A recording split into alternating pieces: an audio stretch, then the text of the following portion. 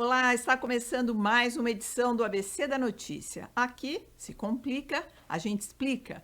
Hoje é o nosso programa de número 20, Alexandre Sayad. Já?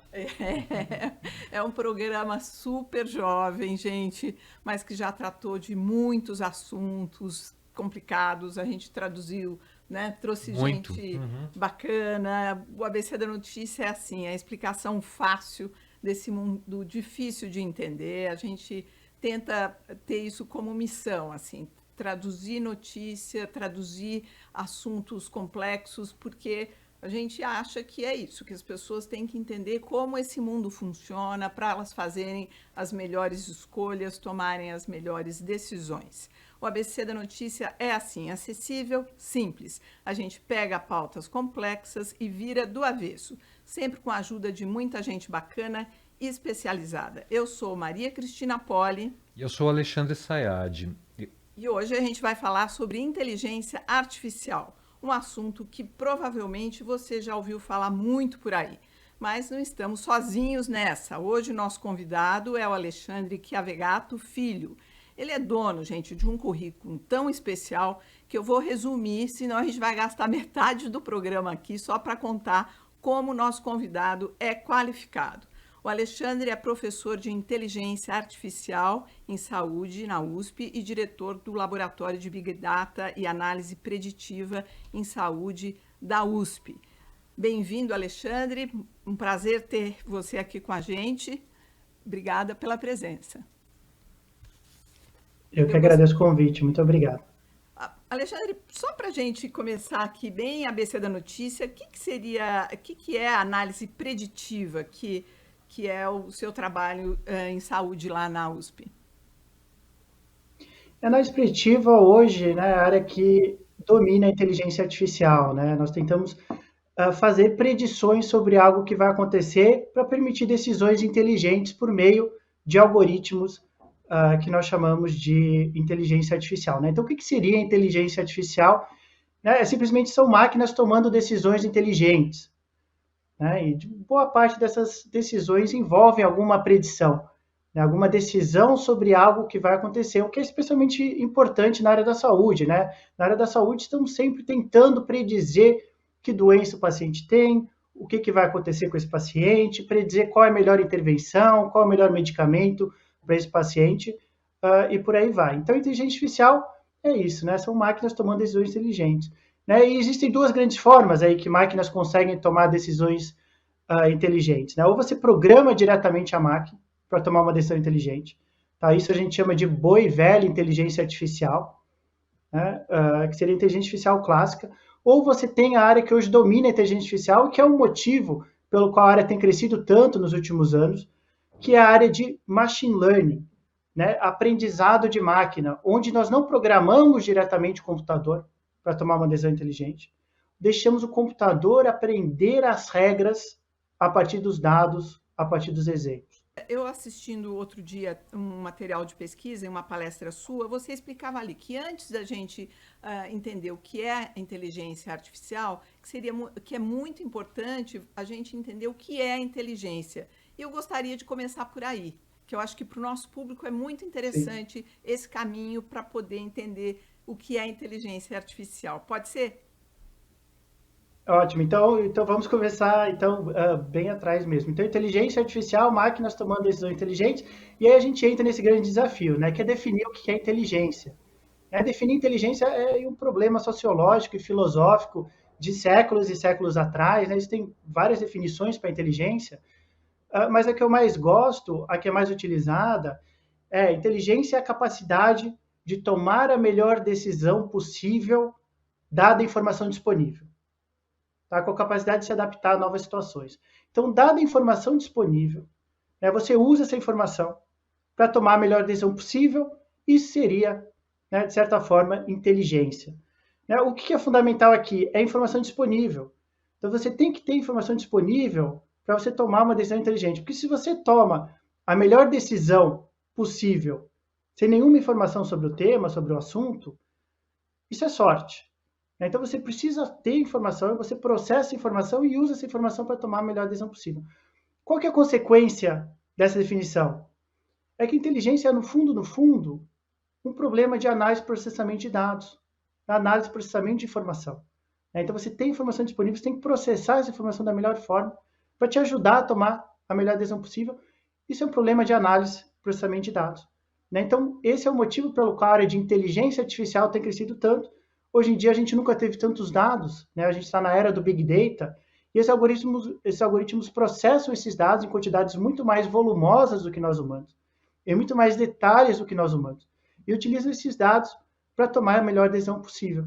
Tá? Então, aí a gente passa de uma inteligência, da definição aí de inteligência como um todo, que pode ser humana ou artificial, para inteligência artificial, que são esses algoritmos analisando e processando esses dados que estão disponíveis hoje, graças ao Big Data, que é o motivo pelo qual a área tem crescido tanto, principalmente nos últimos 5 anos, onde a nossa vida já é uma vida de geração de dados. Nós estamos gerando dados em praticamente todas as nossas interações do dia a dia, até mesmo, e principalmente nas nossas interações sociais, conversando com os nossos amigos. Hoje a gente conversa via texto, via algum aplicativo de rede social, etc. Tudo isso fica gravado, tudo isso gera dados que permitem que os algoritmos processem e tomem decisões específicas para cada área específica.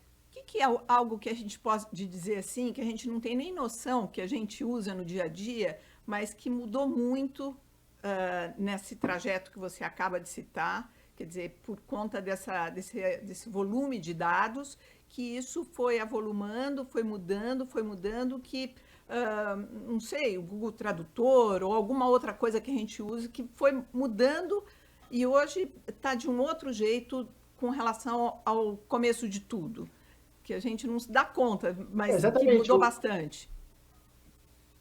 O Google Tradutor é um ótimo exemplo, Então, uma das grandes mudanças, talvez a mudança tecnológica mais importante da última década, que poucas pessoas valorizam, que é a melhoria da qualidade do Google Tradutor. As pessoas aí que já trabalham aí um pouco mais na área há algum tempo, principalmente na área científica, lembram de como era o Google Tradutor há 10 anos atrás, há 5, 10 anos atrás.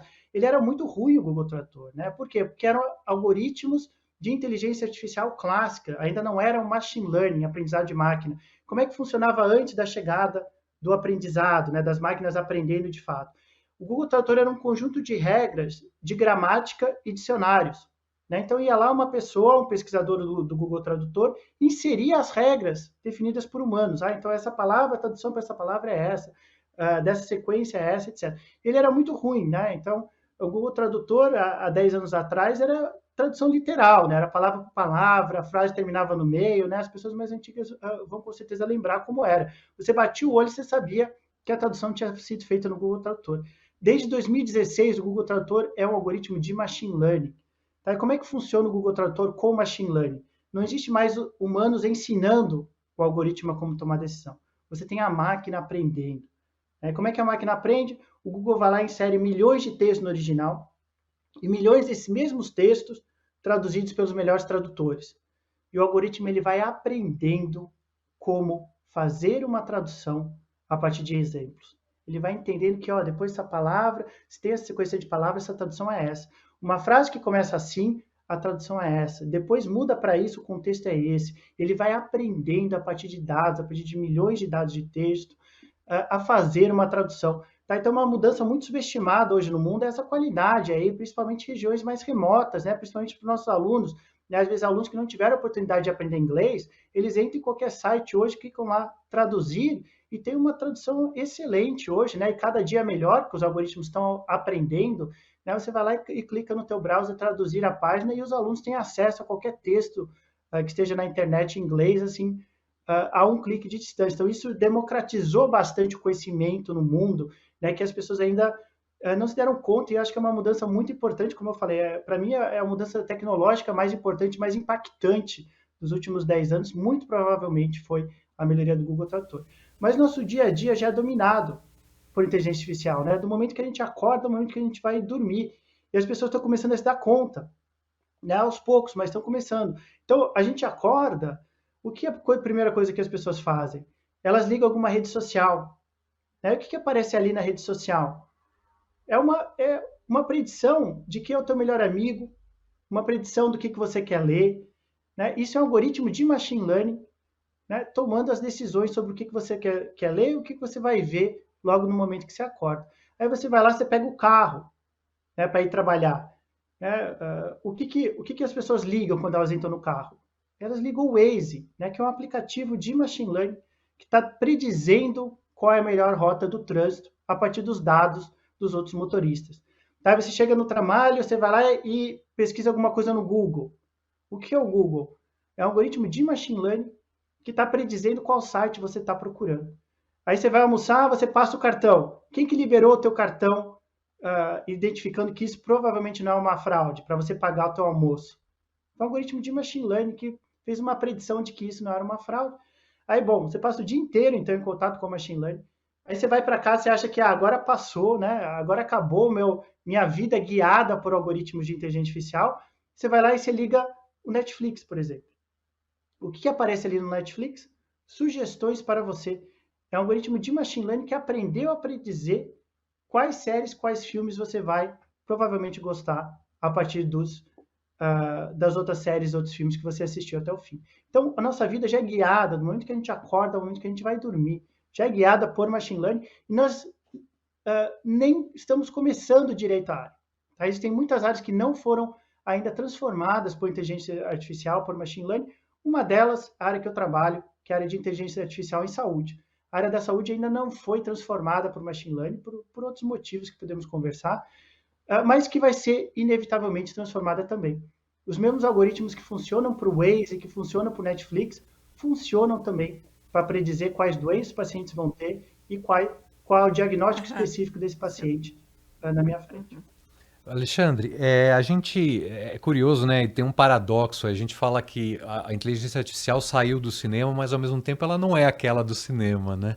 Ela é outra. Ela está presente no nosso dia a dia, mas não tem nada a ver com Eu, Robô, nem mesmo com 2001, uma Odisseia no Espaço, que aquele robô, o Hall, né, domina a nave, toma conta da missão. Não tem nada a ver com aquilo, né? Eu gosto da definição da professora Dora Kaufmann, que eu estava falando com você nos bastidores, que é. Quero saber se você concorda e quero talvez clarear um pouco isso para o nosso ouvinte, que é inteligência artificial é um sistema de probabilidade, estatístico de probabilidade, né? Acho que de certa maneira foi o que você trouxe aqui. Ele trabalha em cima da probabilidade de dados, com os dados e com a informação, né? E é curioso também a gente pensar que a primeira pesquisa se deu lá com Alan Turing, lá atrás, na década de 50, né, do século passado, só que não tinham dados, né? Não tinham dados digitalizados para a gente trabalhar, né? Tem muito a ver com essa digitalização toda que você trouxe, né? Os algoritmos aprenderem com dados que estão cada vez mais digitais disponíveis, né?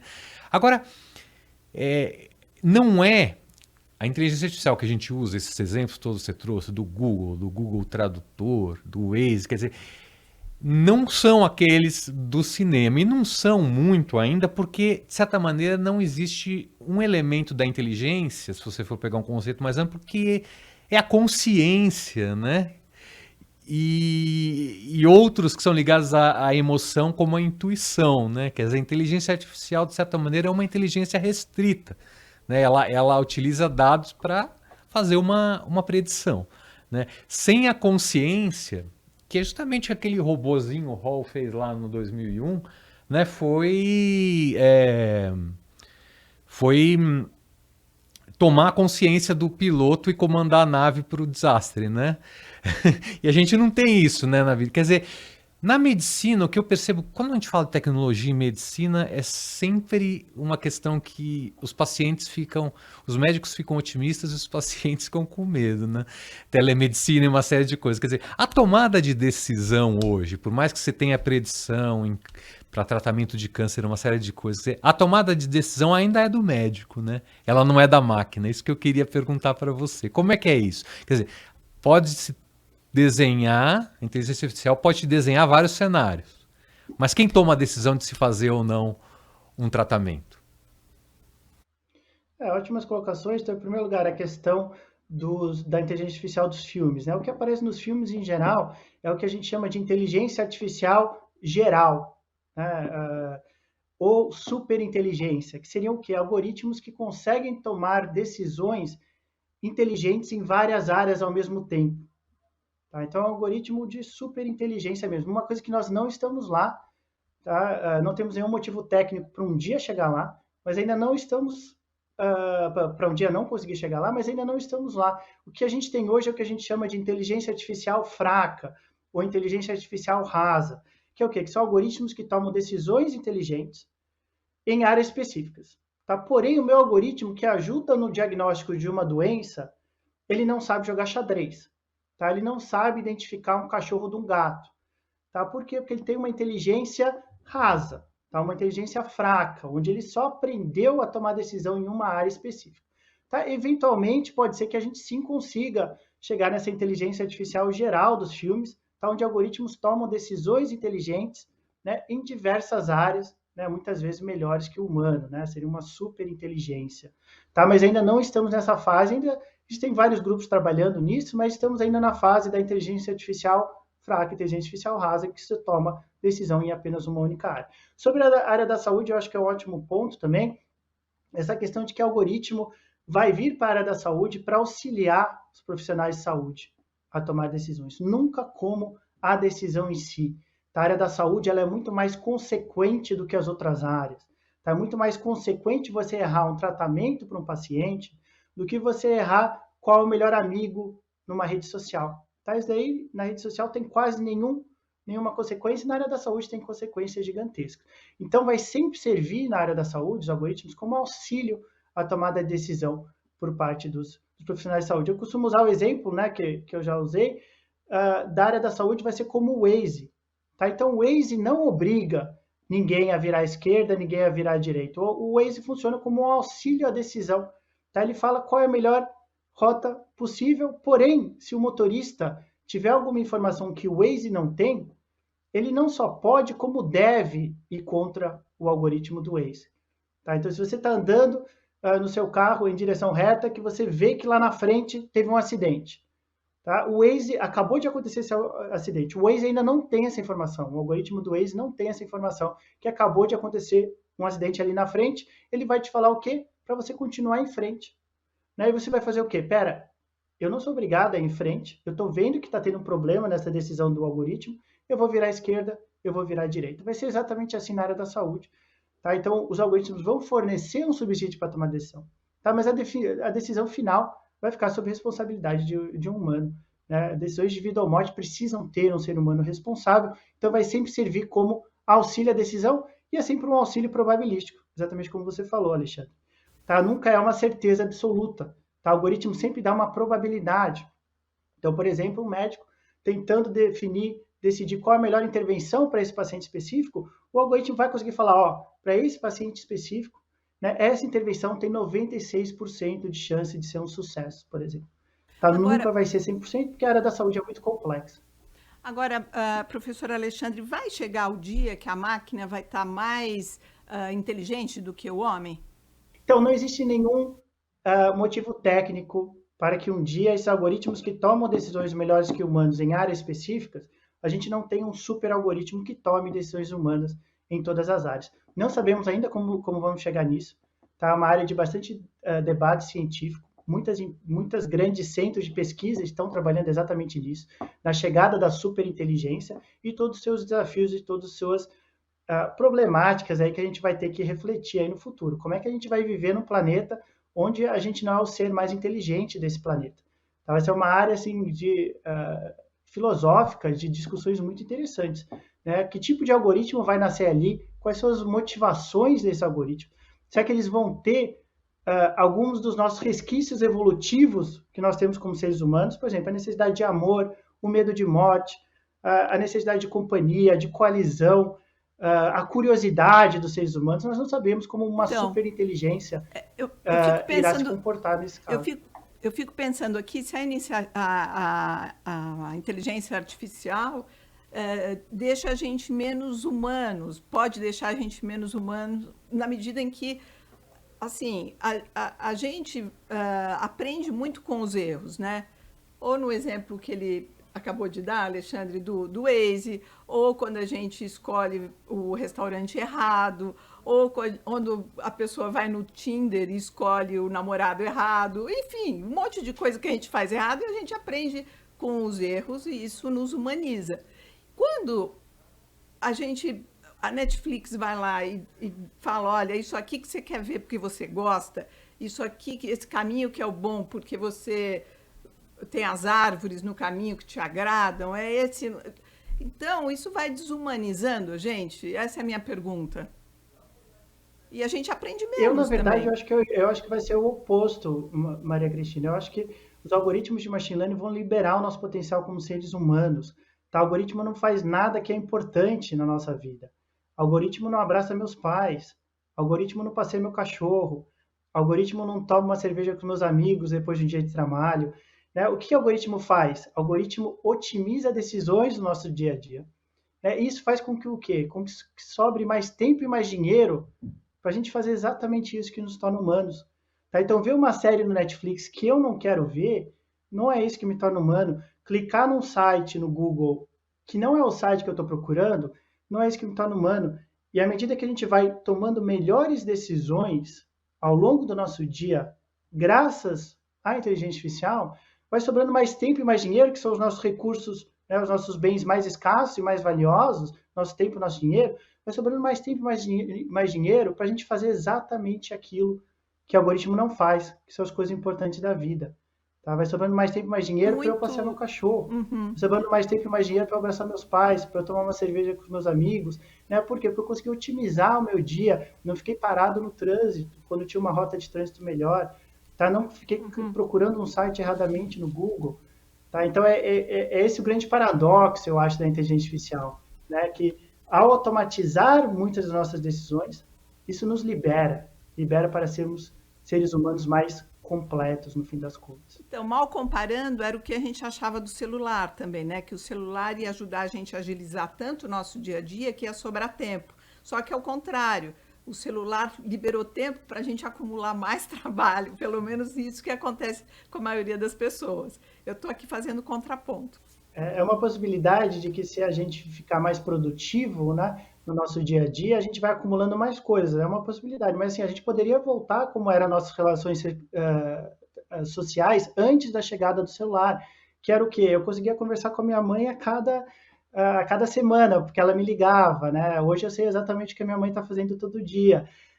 Eu conseguia ter contato com meus amigos aos fins de semana, por exemplo, né? Que é quando a gente ia lá e jogava futebol no sábado de manhã, mas eu não sabia o que meus amigos estavam fazendo durante a semana. Então a gente tem essa oportunidade aí de voltar a ser como era antes, é só a gente desligar, mas as pessoas gostaram, eu acho, né? Eu acho que a grande maioria das pessoas gosta. Eu gosto de receber fotos dos meus sobrinhos todos os dias de manhã, que a minha irmã manda.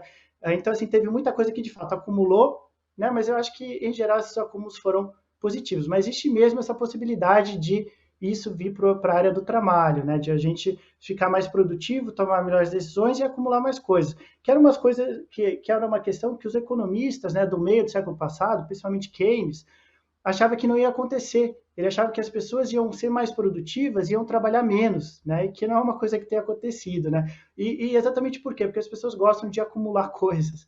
Né? As pessoas gostam muito de comprar coisas novas. Então, por mais que, né, hoje, pelo menos em São Paulo, né, a grande maioria das pessoas tenham acesso a saneamento básico, tenham acesso à internet, tenham acesso à comida, as pessoas querem mais. Né? Então, as pessoas não começaram a trabalhar menos, né, para satisfazer uma necessidade lá de 1950, né, que era comida, saneamento básico e alguma diversão. As pessoas gostam de ir acumulando. Então, existe mesmo esse risco de a gente ficar mais produtivo e ficar acumulando mais coisas, mas eu acho que vai da pessoa. Como eu falei no caso do exemplo das redes sociais, assim, eu consigo, se eu quisesse, voltar como era antes do celular e só ver meus amigos no sábado de manhã, mas eu gosto de ver meus amigos, né? Todos os dias eu gosto de receber as fotos dos meus sobrinhos. Professor Alexandre, a gente comenta todos esses dilemas, né, essas contradições da inteligência artificial. Eu queria saber se na medicina, na saúde, quais são as áreas assim mais sensíveis e nos impactos éticos, né, da inteligência artificial? Vocês já estudam isso na faculdade? Vocês têm grupos de debate? Quer dizer, eu fico imaginando, aí uma segunda pergunta é, quais as áreas que hoje ela já ajuda muito dentro da medicina, né? Eu fico pensando, sobretudo no diagnóstico e na triagem de pacientes, eu imagino que deva ter um uso extensivo. Mas eu queria ouvir, então, quais os principais impactos éticos na área da saúde e hoje já, onde ela é mais usada dentro da saúde?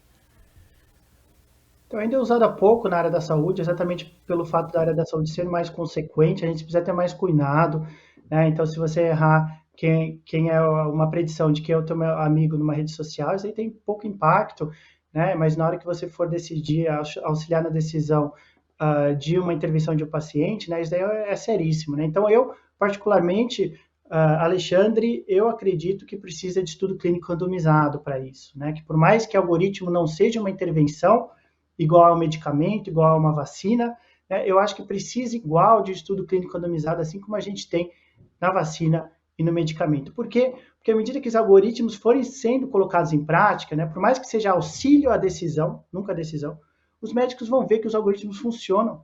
Isso vai acabar sendo a decisão do médico. Tá? Então, sempre quando o algoritmo falar alguma coisa para o médico vai ver que essa foi mesmo a melhor decisão e vai acabar entrando no estado meio automático de seguir o algoritmo, igual a gente segue o Waze, né, na grande maioria dos casos. Então, o Waze não me obriga a virar à direita, não me obriga a virar à esquerda, mas eu sei que ele funciona, então, em geral, eu sigo o Waze, a não ser que eu veja algum acidente grave ali na frente.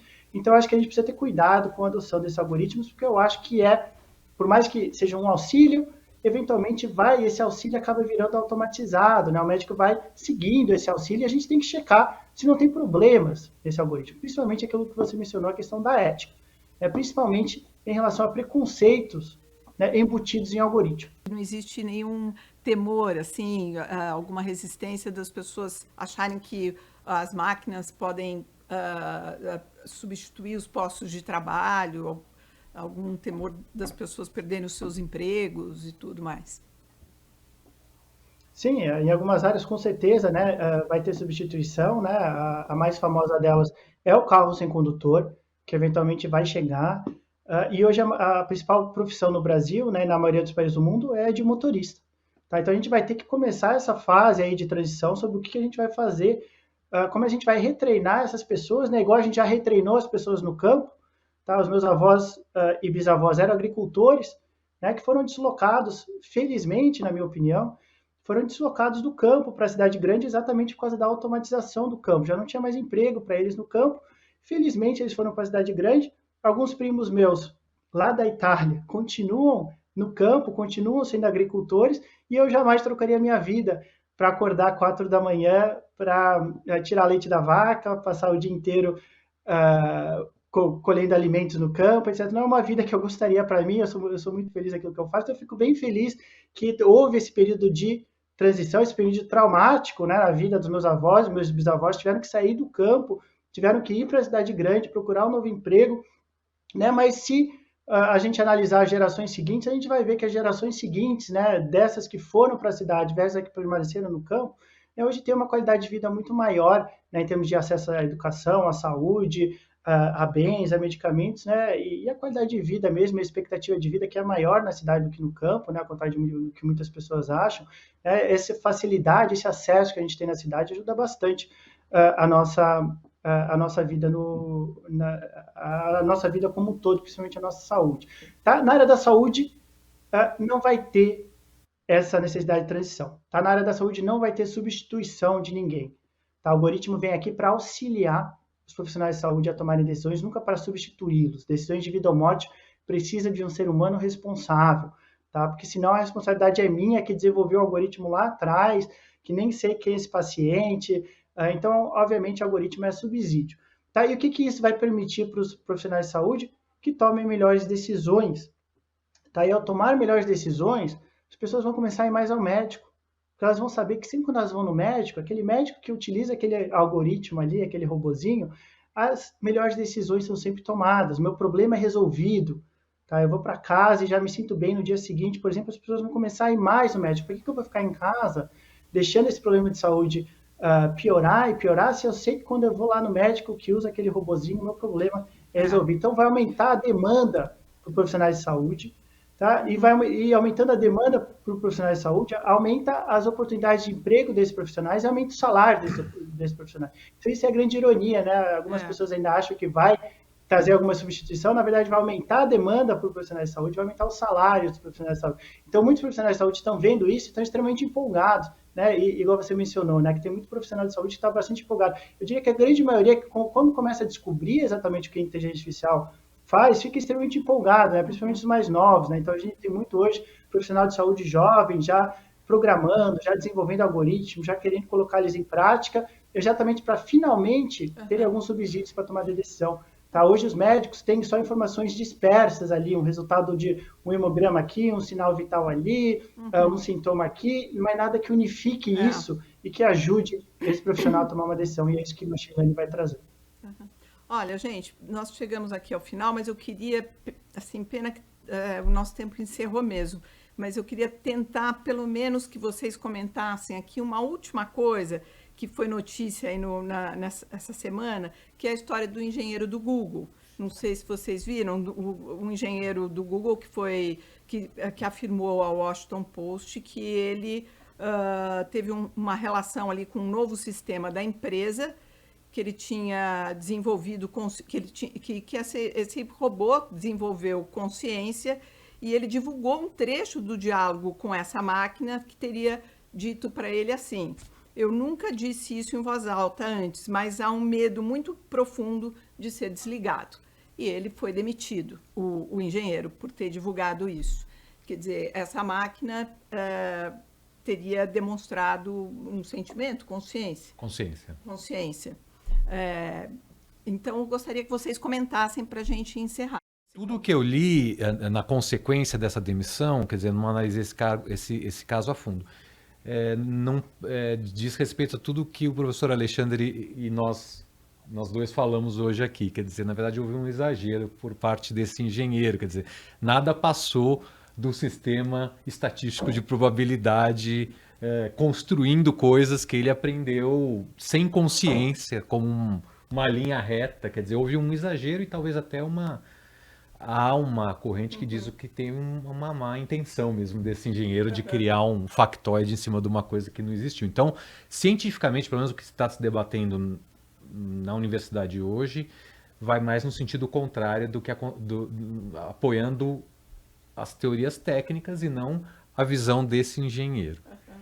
Ok. Professor Alexandre, gostaria de comentar? Hoje nada indica, né, hoje nada indica que o sistema que a gente está falando, que é o Lambda, tenha consciência, tá? Então pode ser só probabilidade estatística de repetição de padrões do que esse algoritmo tem visto online entre conversas, né? Então conversas, ele sabe que ele é um algoritmo, né? Ele tem essa informação que ele é artificial, né? E sabendo disso, online ele consegue descobrir que a grande preocupação de um algoritmo é ser desligado e não tomar um tiro na cara, por exemplo. Então, ele foi identificando aí padrões nos dados, então nada nos indica, não temos nenhuma informação, nenhuma pista ou nenhum resultado convincente de que esse algoritmo é consciente. Né? Mas igual eu falei, né? A definição para inteligência é processamento, análise e processamento de dados. Né? Então, eventualmente, né, não temos nenhum motivo técnico para que um dia a gente tenha algum algoritmo consciente. Não sabemos como chegar lá, nada indica que estamos muito perto disso, nada indica que esse algoritmo é consciente, tá? Mas, assim, eventualmente é algo que é bem possível de acontecer ainda durante a nossa vida, e nós temos que começar a refletir como é que a gente vai conviver. Então, essa notícia foi muito boa exatamente por isso, por ter lançado pela primeira vez esse debate, feito as pessoas refletirem. Como é que a gente vai viver como sendo os seres que não são mais os seres mais inteligentes do planeta Terra? Fica a reflexão. Verdade. Olha, nosso tempo chegou ao final, que pena, né? Pena. Esse assunto vai até... Quero agradecer o excelente encontro de hoje com o professor de Inteligência Artificial da USP, Alexandre Chiavegato Filho. Agradeço muito, muito obrigada mesmo pela participação. Seja sempre bem-vindo aqui ao ABC da Notícia. Agradeço, como sempre, a parceria... Eu que agradeço, Maria Cristina, Alexandre. Muito obrigada.